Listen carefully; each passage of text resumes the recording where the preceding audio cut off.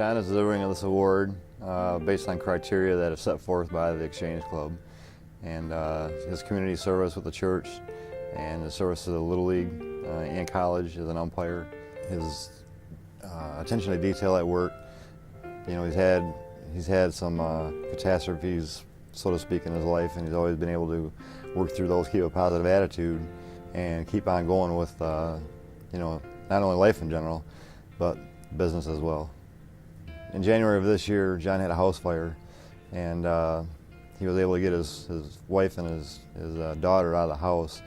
And having the background in firefighting that he does, he was able to get a garden hose, go up in the attic of the garage, and extinguish most of the fire before the fire department got there.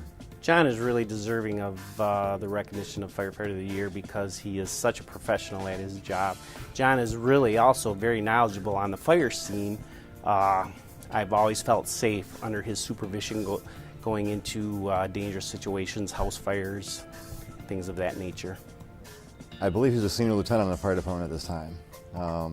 With that being said, because of his compassion, not just for the job but for people, he's able to take a new person and set them down and kind of pull their problems out, if you will. For me, John is a role model in the fact that on situations, on runs, when we come back and we debrief or talk about the runs that we went on, John always uses the opportunity as a teaching moment.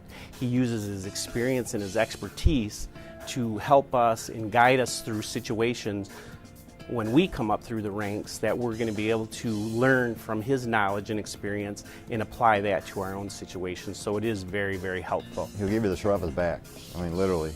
I haven't seen it, but he will, you know, and anytime I've ever called and asked for anything, or he's called me, we've always done the same thing, and he's never once said no.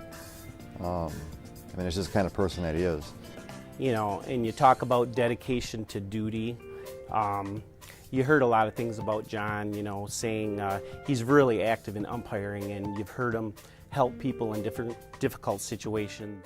You know, and at 3 o'clock in the morning, most people, you know, their compassion level changes, but John has that ability that it doesn't matter what time of the day it is, that he can be compassionate and he wants to help those people out.